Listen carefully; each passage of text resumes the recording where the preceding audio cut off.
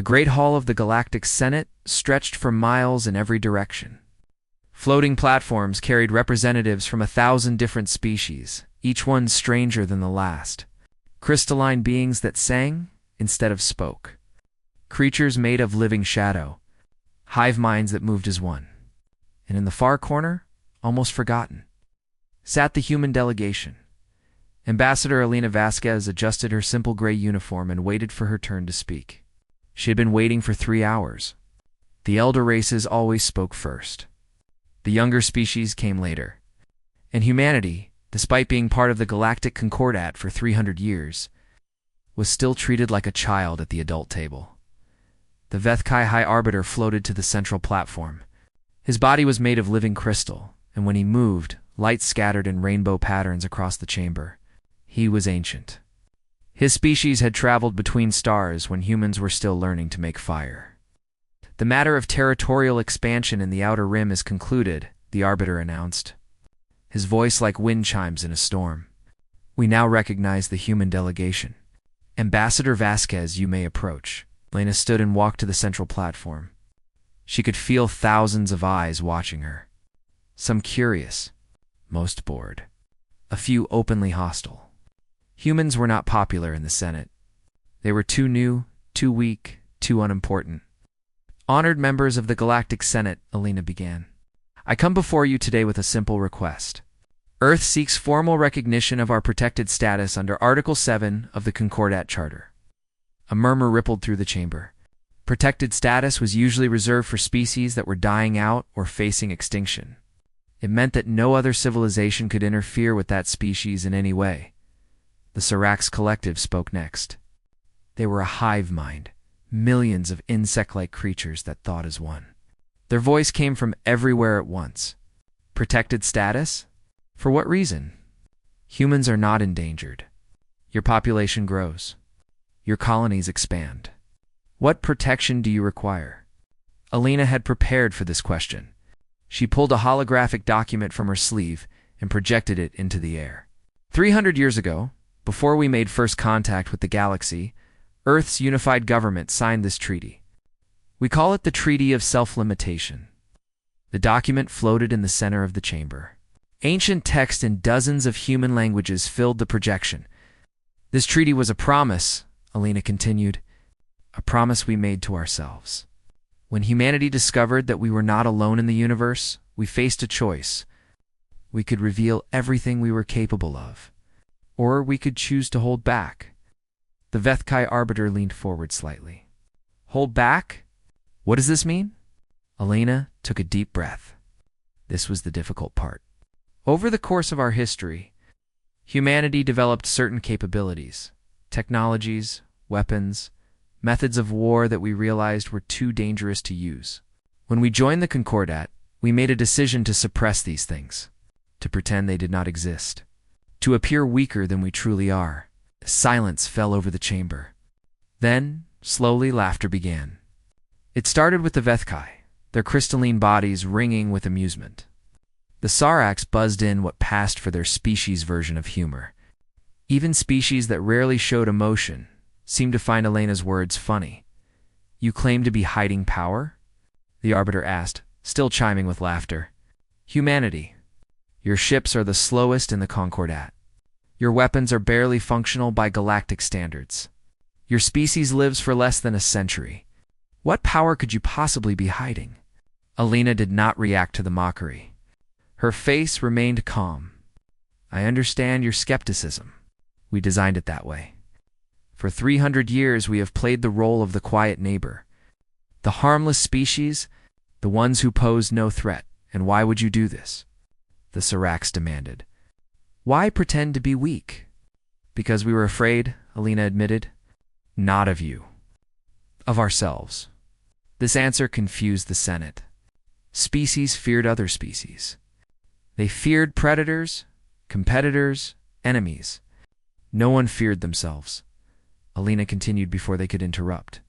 Human history is filled with violence. We fought wars that killed hundreds of millions of our own kind. We built weapons that could destroy our entire planet many times over. We created technologies that nearly ended our civilization before it truly began. She paused, letting her words settle. When we finally achieved peace among ourselves, we looked at everything we had created. The weapons, the war machines, the genetic modifications, the artificial intelligences, and we asked ourselves a question. Should we take these things to the stars? Should we show the galaxy what humanity is truly capable of? Your answer was no, the Arbiter said. His laughter had stopped. Our answer was not yet, Elena corrected. We decided to wait. To watch. To learn what kind of galaxy we had joined. And until we were certain that revealing our true nature was safe, we would keep our secrets buried. The Sarex collective stirred uncomfortably. You speak of weapons and technologies, but we have scanned your systems. We have studied your ships. We have found nothing remarkable. Because you were meant to find nothing remarkable, Elena replied. That was the entire point. A new voice joined the conversation. The Morith ambassador, a tall being made of living shadow, rose from his platform. Let us assume, for the sake of argument, that your claims are true. Why come before the Senate now? Why reveal this after 3 centuries of silence? Elena turned to face him. Because we have watched the galaxy for 300 years. We have seen how the strong treat the weak. We have seen empires rise and fall. We have seen species conquered, enslaved, and destroyed. And we have started to wonder if we made a mistake by hiding. A mistake? The Arbiter asked. Perhaps we should have shown you who we are from the beginning, Elena said. Perhaps if the galaxy knew what humanity could do, there would be less cruelty, less conquest, less destruction. She shook her head. But we chose a different path. We chose restraint. And now we are simply asking for that choice to be respected. The Senate erupted in debate. Species argued back and forth. Some dismissed Elena's claims as fantasy. Others demanded proof. A few suggested that humans were simply trying to gain importance they did not deserve. Finally, the Arbiter raised his crystalline hand for silence. Ambassador Vasquez, the Senate finds your claims unsubstantiated. Without evidence of these hidden capabilities, we cannot grant protected status based on stories and old documents. Elena nodded slowly. She had expected this answer. I understand, Arbiter. May I say one final thing before I return to my seat? The Arbiter gestured for her to continue. Elena looked around the chamber. She met the eyes of every species she could see. When she spoke, her voice was quiet but clear.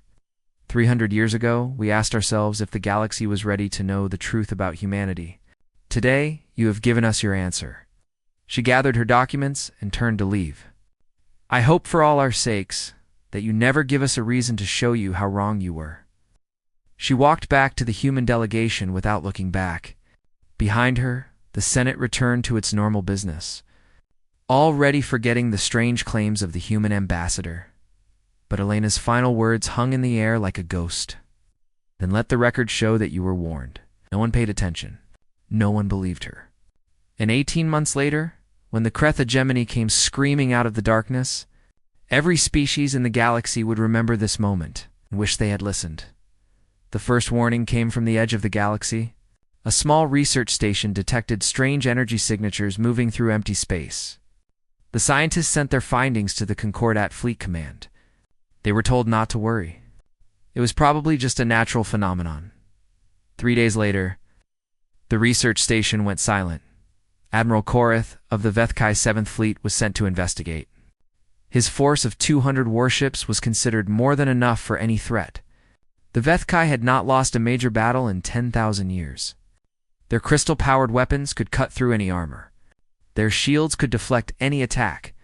Admiral Korath never sent a single message back. His entire fleet vanished in less than an hour. The Galactic Senate called an emergency session. For the first time in centuries, real fear filled the Great Hall. Representatives demanded answers. Military commanders had none to give. All they knew was that something was coming from the outer darkness, and it was destroying everything in its path. The Kreth hegemony announced itself. 3 weeks later, their message was broadcast across every communication channel in the galaxy. A massive figure appeared on screens everywhere. He was humanoid but wrong. His skin was gray and covered in ritual scars. His eyes glowed with a sickly yellow light. When he smiled, his teeth were filed to sharp points. "I am Warlord Thrax of the Kreth hegemony," the figure announced. "Your galaxy now belongs to us. You have two choices. Submit and serve, or resist and die. There is no third option." Concordat chose to resist. Every major species sent their fleets to meet the Kreth advance. The combined armada numbered over 5,000 ships. It was the largest military force ever assembled in galactic history. Surely, the leaders believed, nothing could stand against such power. The Battle of the Threshold lasted 16 hours. The Concordat lost over 4,000 ships. The Kreth lost less than 50. It was not a battle.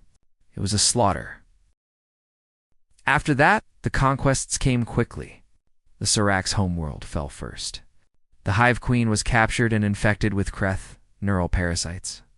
Within days, she was issuing orders for her own people to surrender. Millions of Seracs were harvested for slave labor. Millions more were simply exterminated. The Vethkai tried to negotiate. They offered technology, resources, even territory. The Kreth accepted their gifts and then attacked anyway. The crystal cities of Vethkai Prime burned for 9 days. The survivors were forced to watch their own history erased, their temples demolished, their culture destroyed. Species after species fell. Some tried to fight. Some tried to run. Some tried to hide. None of it mattered. The Kreth were relentless. Their technology was beyond anything the galaxy had seen. Their soldiers felt no fear, no mercy, no doubt. They conquered because conquering was all they knew. Throughout all of this, Earth remained silent. The Galactic Senate sent desperate messages to the human delegation. They reminded humanity of their obligations under the Concordat Charter. They demanded that Earth send its fleet to help defend the galaxy. They pleaded for any assistance at all. Earth's response was always the same. A polite message explaining that humanity was evaluating the situation. A promise to respond soon. And then nothing. Admiral Chen Wei sat in the command center deep beneath Earth's surface. Holographic displays surrounded him, showing the collapse of galactic civilization in real time. Red markers indicated Kreth conquests. There were very few areas that were not red. "The Morith Confederacy just surrendered," reported Commander Singh from her station. "That leaves maybe a dozen independent systems. Most of them are preparing to negotiate." Chen nodded slowly. He had watched empires fall before, but only in historical simulations. Watching it happen in real time was different. These were real species, real civilizations, real lives being destroyed. Director Okonkwo entered the command center. She was an older woman, with gray hair and sharp eyes. She led Earth's Strategic Assessment Division, the organization responsible for monitoring galactic threats. "The Kreth are changing course," she announced. "They have finished with the major powers. Now they are heading for the smaller targets, including Earth," Chen said. It was not a question. "Including Earth," Okonkwo confirmed. "Their fleet will arrive in our system in approximately 6 weeks. 800 warships. The largest force they have deployed for any single target." Commander Singh looked up from her console. "They are sending their biggest fleet against us. Why? We must appear to be the weakest target in the galaxy." Chen and Okonkwo exchanged glances. They both knew the answer. The Kreth had studied the Concordat records. They had seen that humanity contributed almost nothing to galactic defense. They had observed Earth's outdated ships and primitive weapons. They believed that conquering humanity would be easy. "They think we are a rest stop," Chen said quietly. "A simple conquest to give their troops a break before the final push." "They could not be more wrong," Okonkwo replied. Chen stood and walked to the main display. He expanded the view to show Earth and its surrounding systems. On the surface, it looked peaceful, quiet, harmless. "How much do we show them?" he asked. This was the question that had haunted humanity for 300 years. Every leader, every general, every scientist who knew the truth about Earth's hidden capabilities had asked this same question. How much was too much? How much was not enough? Okonkwo considered her answer carefully. The Kreth have destroyed everything we pretended to be. The quiet neighbors. The harmless species. That mask is useless now. So we drop it completely. We drop it completely. Chen turned to face his staff. These were the people who had kept humanity's secrets for generations. They had lived their entire lives pretending to be less than they were. Now, finally, they could stop pretending. Begin activation of all dormant systems, Chen ordered. Wake the shipyards on Titan. Bring the lunar defense grid online. And contact the Deep Archive. Tell them to unseal the weapons vaults. Commander Singh hesitated. All of them, sir? Chen did not hesitate. All of them. The galaxy laughed when we said we were holding back. The Kreth think we are easy prey. It is time to show everyone exactly what humanity has been hiding for 300 years. Deep beneath Earth's surface, in facilities that officially did not exist, ancient machines began to stir. Lights flickered on in corridors that had been dark for centuries. Computer systems that had been sleeping since before first contact woke up and ran diagnostics on Mars. Shipyard doors that had been sealed for generations slowly opened. Inside, thousands of ships waited in perfect preservation. Not the slow, clumsy vessels that humanity showed to the galaxy. These were something else entirely. On the moon, weapons platforms that had been disguised as mining equipment rotated toward the stars. Their targeting systems came online. Their power cores began to charge, and in laboratories scattered across the solar system, scientists opened classified files and read specifications that had not been studied in living memory. The galaxy had ignored Earth's warnings. The Kreth had chosen humanity as their next victim. Both decisions were about to prove very, very unfortunate. Admiral Chen Wei looked at the approaching red markers on his display and allowed himself a small smile.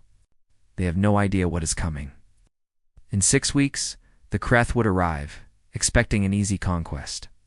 They would find something very different waiting for them, and the galaxy would finally learn the truth about the quiet little species they had dismissed for 3 centuries. Humanity was done holding back.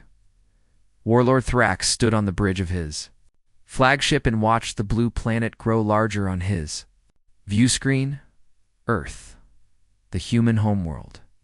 The final conquest before the Kreth hegemony could claim complete control of the galaxy. His advisors had told him this would be simple. Humans were weak. Their ships were slow. Their weapons were primitive. Their population had never known real war. Conquering them would take days at most. Thrax had assembled 800 warships anyway, not because he needed them, because he wanted the galaxy to see the full might of the hegemony. After Earth fell, no one would ever dare resist again. Status report, Thrax commanded. His tactical officer bowed. All ships in formation, Warlord. We will enter the human system in 6 hours. No resistance detected. As expected, Thrax smiled. The humans are probably too busy crying to fight. Open a channel. I want them to hear their death sentence. The communication system activated. Thrax expected to see terrified human leaders begging for mercy. Instead, a calm face appeared on his screen. A human male in a simple uniform, sitting in what appeared to be a command center. This is Admiral Chen Wei of the Terran Defense Force, the human said. You are approaching Earth space. I am required to inform you that this system is protected. Protected by what? Your pathetic little fleet? I have seen your ships, human. They are barely capable of traveling between your own planets. The human admiral did not react to the insult. I am also required to transmit the following information before we proceed. A new signal began broadcasting to every Kreth ship simultaneously. It was not an attack. It was data files, images, videos, histories. Thrax watched with growing confusion as the information filled his screens. He saw images of human wars, not the small conflicts they had fought in space, but something else entirely. Ancient wars fought with weapons that made the Kreth arsenal look like toys. He saw recordings of nuclear explosions, massive mushroom clouds that turned entire cities to ash in seconds. The humans had created these weapons centuries before they ever left their planet. He saw biological weapons, engineered diseases that could wipe out entire species. The humans had invented these and then destroyed them, horrified by what they had made. He saw artificial intelligences, thinking machines so advanced that they could predict the future and reshape reality itself. The humans had created these and then put them to sleep, afraid of what they might become. He saw genetic modifications, humans altered at the cellular level to become something more than human, faster, stronger, smarter, nearly immortal. The humans had perfected this technology and then banned it, choosing to remain mortal. "What is this?" Thrax demanded. Admiral Chen's voice continued over the transmission. "This is our history. This is what we chose to bury when we joined the Galactic Concordat. We showed you slow ships because our real ships frightened us. We showed you weak weapons because our real weapons could destroy stars.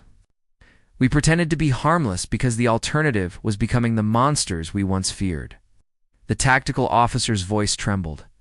"Warlord, I am detecting new energy signatures throughout the human system." Thrax turned to his view screen. What he saw made no sense. The space around Earth was transforming.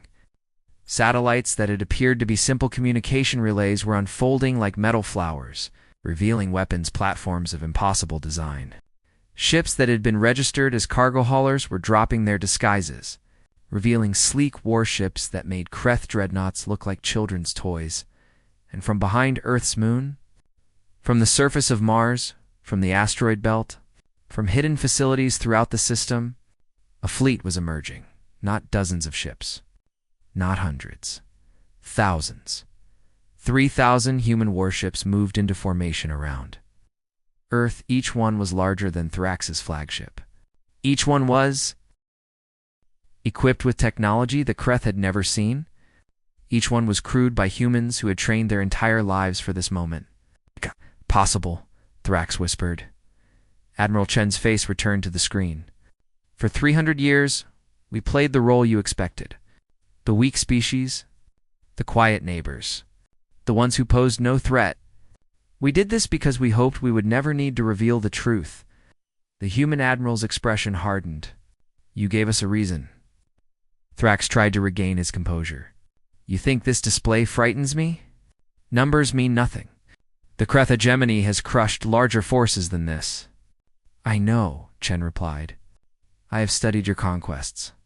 The Vethkai sent 200 ships against you. The Sirac sent 3,000. You destroyed them all." He paused. "But they were fighting with technology they understood. They were fighting enemies they could comprehend. You were about to fight something very different." The Kreth tactical officer screamed, "Warlord, weapons signatures. They are targeting us." Thrax braced for impact. His shields were the strongest in the galaxy. His armor was impenetrable. Nothing could hurt his flagship. Nothing happened. For a long moment, there was only silence. Then Thrax noticed that his ship was not responding to commands. His weapons were offline. His engines had stopped. His shields had simply switched off. "What have you done?" Thrax demanded. "We have taken control of your fleet," Admiral Chen explained calmly.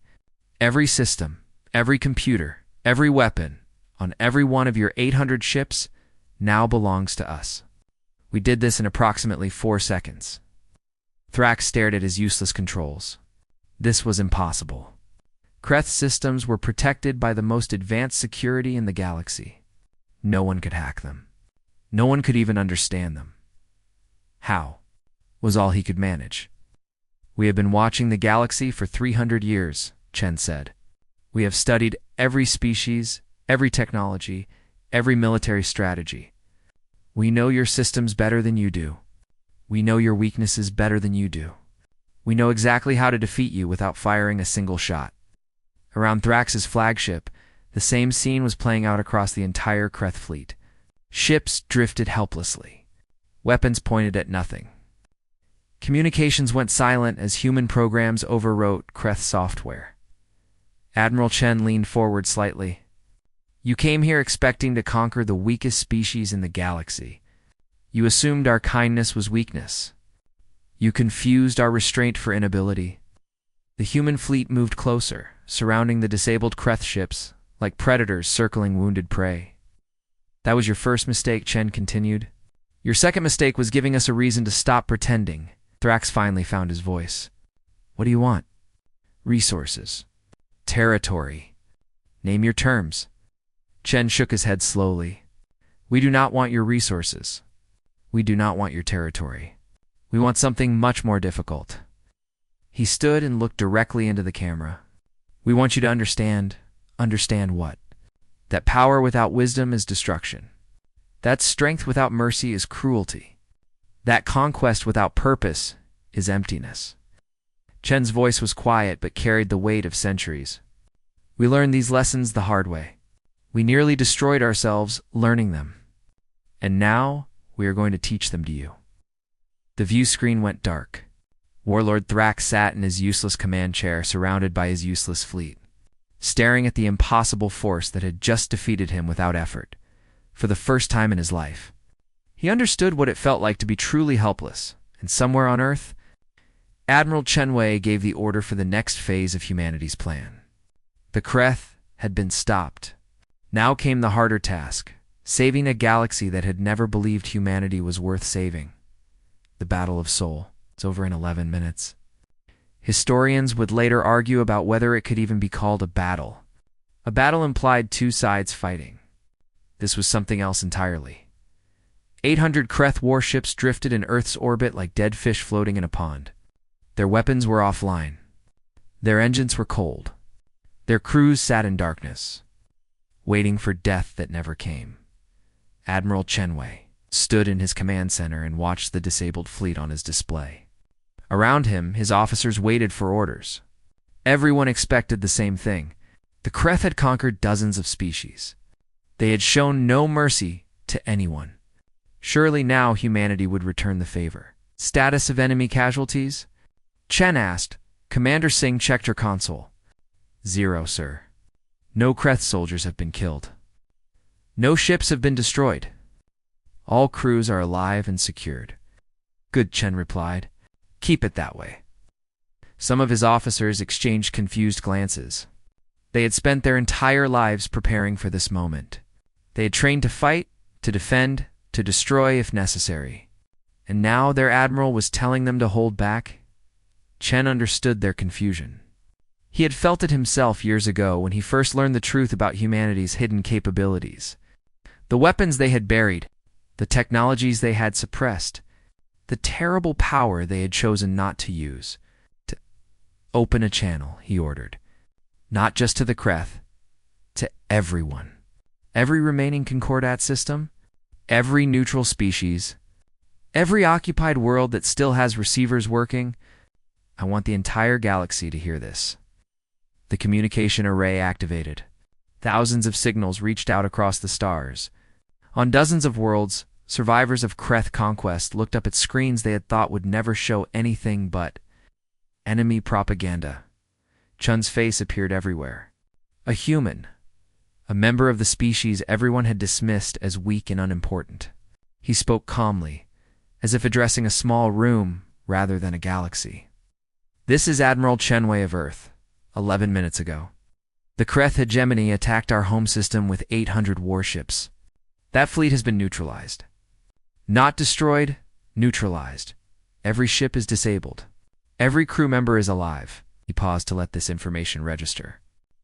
Across the galaxy, beings of every species stared at their screens in disbelief. The Kreth had seemed unstoppable. They had crushed every fleet sent against them. And now, a single species had defeated them without killing anyone? For 300 years, Chen continued, humanity kept secrets from the galaxy. We pretended to be weak. We showed you outdated ships and primitive weapons. We let you believe we were harmless. Images began appearing alongside Chen's broadcast. The human fleet in formation around Earth, weapons platforms of impossible design, technologies that defied known physics.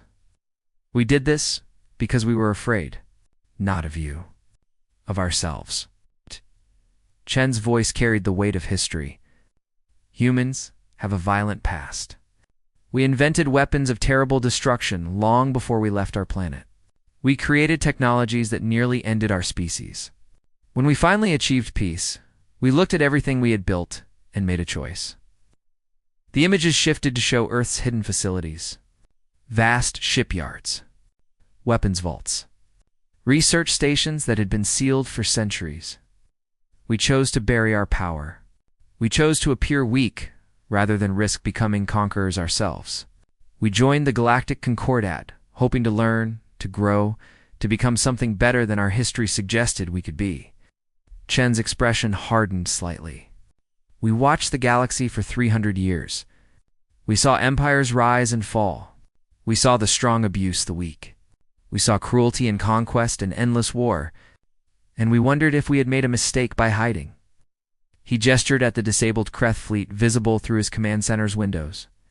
The Kreth showed us what happens when power goes unchecked. They reminded us why we feared our own capabilities.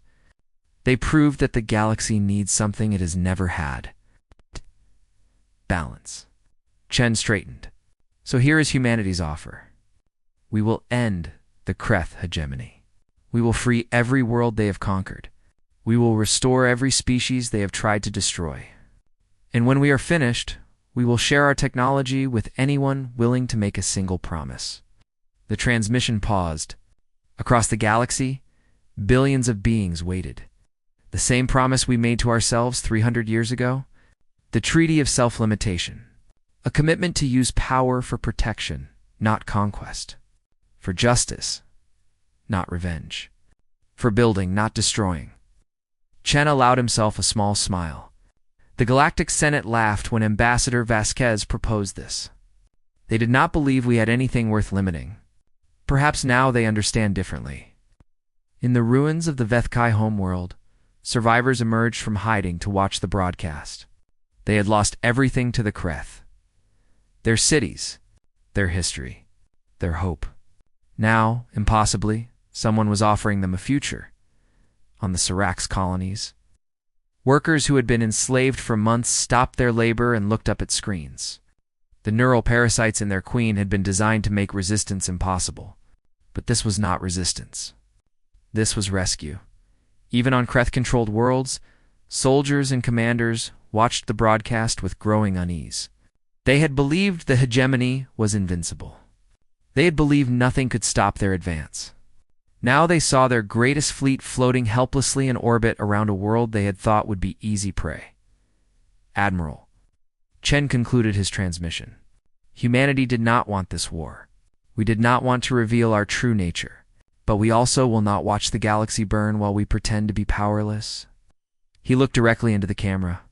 The Kreth chose to wake us. Now they, and everyone else, must live with the consequences.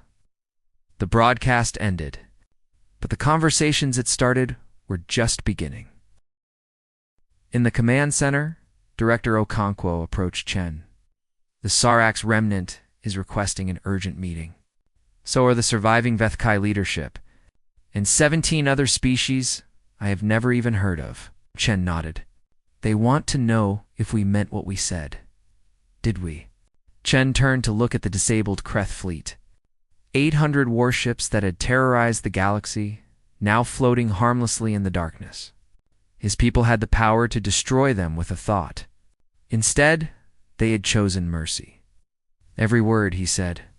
We spent 300 years hiding because we did not trust ourselves with power. Now we have to prove that trust was earned. Okonkwo studied his face.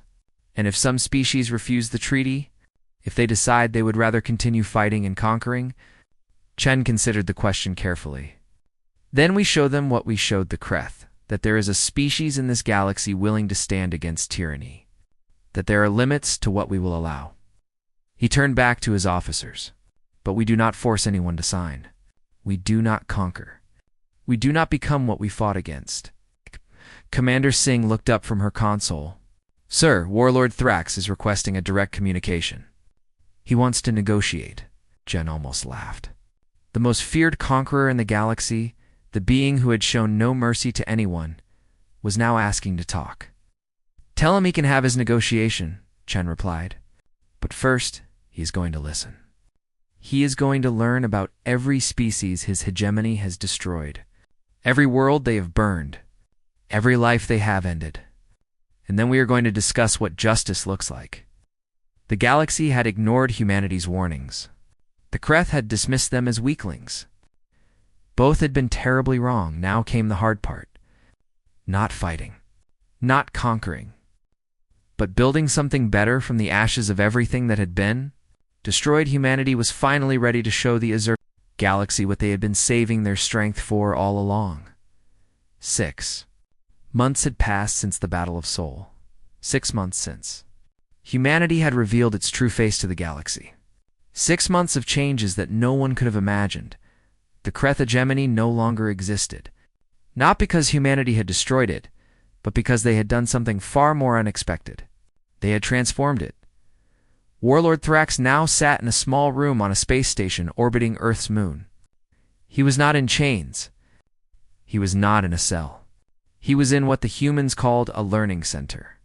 Every day, teachers came to show him the history of the species his hegemony had conquered. Every day, he watched recordings of lives destroyed, cultures erased, worlds burned. At first, Thrax had refused to watch. He was a warrior, not a student. He would not be humiliated by this strange punishment. But the humans did not force him. They simply left the recordings available. They answered his questions when he asked them. They treated him not as an enemy, but as someone who had made terrible mistakes and needed to understand why. After 3 months, Thrax finally broke. Not from torture. Not from violence. From understanding, he watched a recording of a Sirax child being separated from its family during the conquest. The child's cries were the same as Kreth's children's cries. The mother's desperate attempts to protect her young were the same as any Kreth mother's instincts. In that moment, Thrax finally saw what he had refused to see his entire life. His victims were people, not resources, not obstacles. People. The transformation of the Kreth leadership became a model for everything humanity did. They did not punish. They educated. They did not conquer. They liberated. They did not destroy. They rebuilt.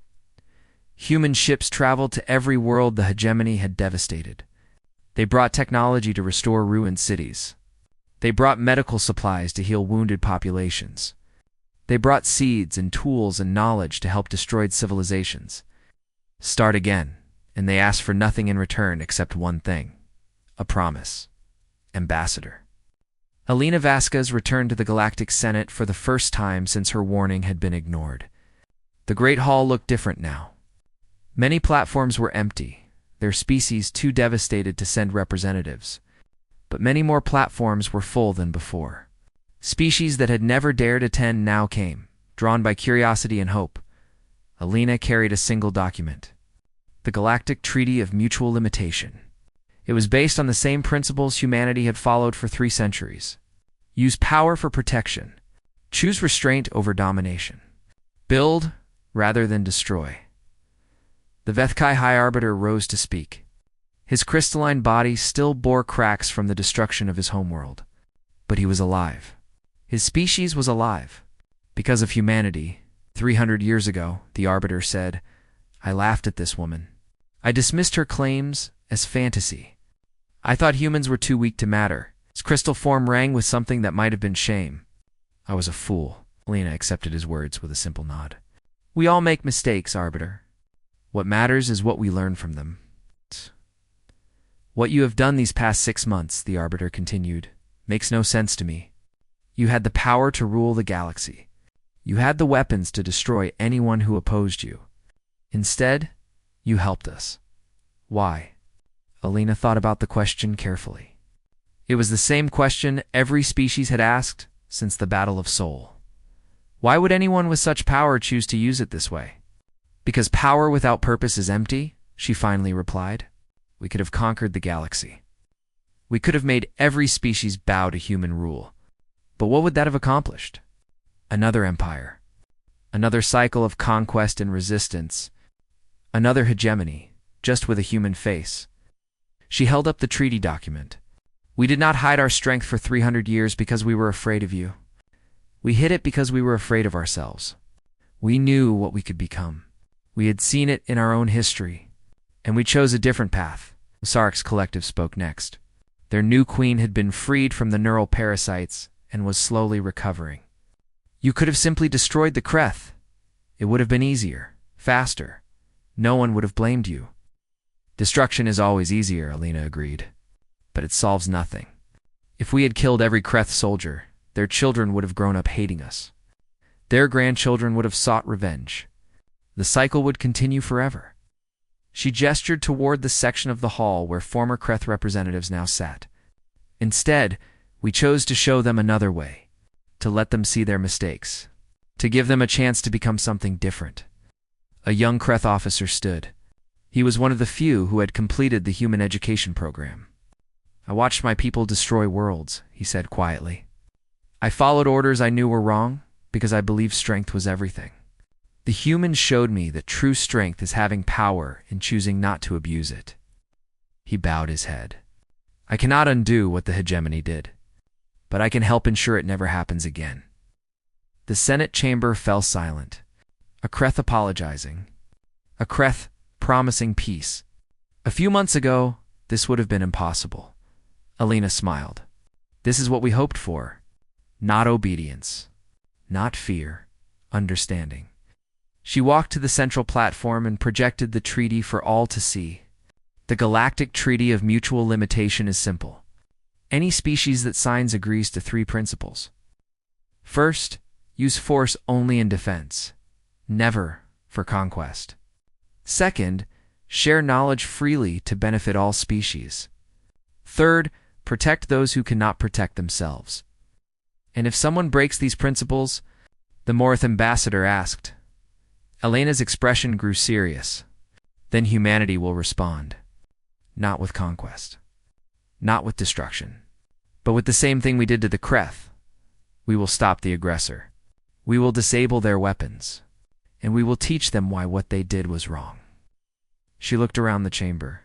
We do not want to rule the galaxy. We do not want to be your masters. We want to be your neighbors. The same quiet neighbors we pretended to be for 300 years. The only difference is that now you know the truth. The voting began. One by one, species came forward to sign the treaty. The Vethkai, the Saraks, the Morith, dozens of others, large and small. Even the former Kreth territories voted to join, their new representatives grateful for a second chance. When the last signature was added, the chamber erupted in something that had not been heard there. Centuries. Applause. Hope. The beginning of something new. Alina Vasquez returned to her seat in the human delegation. Admiral Chen Wei was waiting for her. They signed, she said, still slightly amazed. They did, Chen agreed. Now the real work begins. Do you think it will last? Chen considered the question. Beyond the chamber walls, the galaxy stretched on forever. Billions of species. Trillions of individuals. Conflicts waiting to happen. Mistakes waiting to be made. And nothing lasts forever, he admitted. But we have given them something they never had before. An example. A species that had power and chose mercy. A civilization that could have conquered and chose to help instead. Alina nodded slowly. The measure of a species is not the power it wields, but the power it chooses not to use, Chen finished. Far away.